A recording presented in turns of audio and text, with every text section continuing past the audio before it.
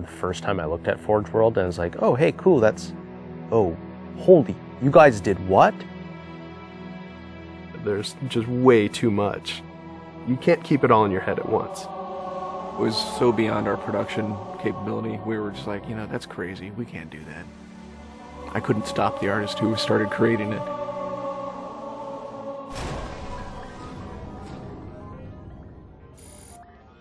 Forge is our editing tool that players can build their own maps. I mean, at its core, it's a map editor. We always had this vision right from the get-go, which is anyone can build anything. Giving the fans the tools, they can take it and run with it and make it their own. Forge World actually started as 5 separate maps. And I said, wouldn't it be cool if, like, you could play this and go over there, and then play over there if you wanted. And Forge World was born. There were a lot of people telling us that, no, you cannot ship this as one big map. We have this awesome new automatically generated LOD system called impostering that makes objects that are really far away really cheap to draw. We're pushing what we can do with the Forge budget, so that lets us have many more objects up on the screen at once, which lets us put more objects into Forge. Interesting to take the Banshee or Falcon out for a spin in Forge World, because it actually takes a while to get from one end to the other. The second you come into this space, you should know that you're on Halo.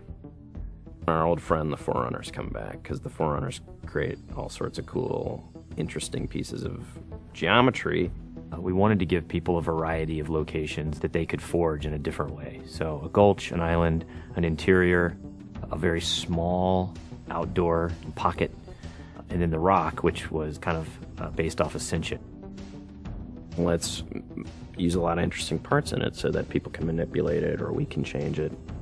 Why don't we bring back Blood Gulch and carve it all up into pieces so that people can start manipulating it in interesting ways. And then Sanctuary was the other one. The Cage and Paradiso, that's just Chad and I playing with a map editor and actually building cool maps within Forge World. I mean, we were doing that exactly how the fans would do that.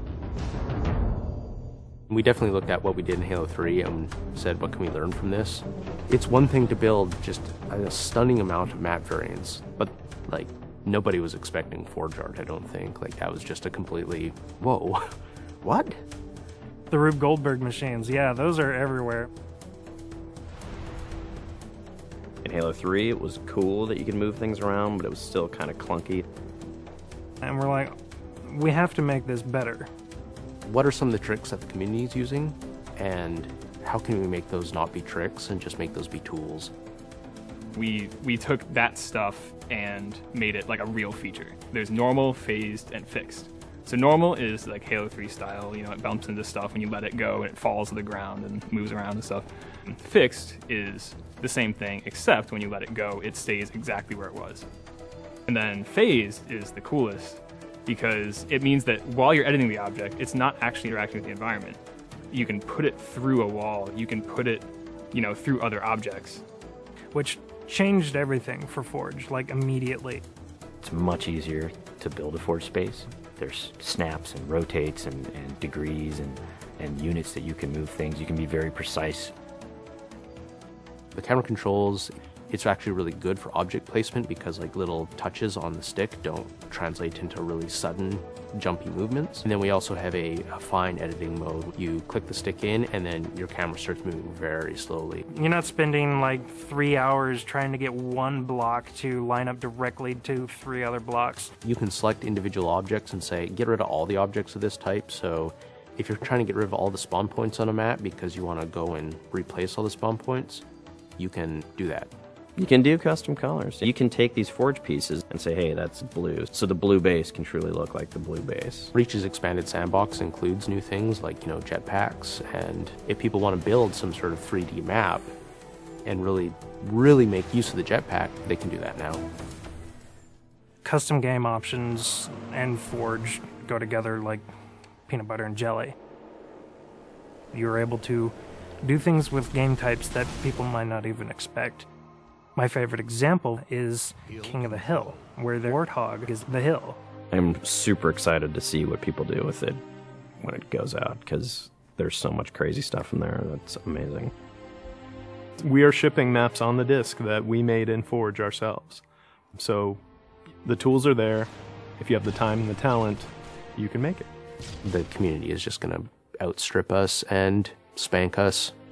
With the new tagging system, you can save a forged variant, you can post it to your file share, and then you can say, you know, sweet new map. Things that are good are downloaded by a lot of people and passed around to a lot of people, and that makes the really sweet stuff bubble up to the top. I'm looking forward to what the next big community game type is going to be.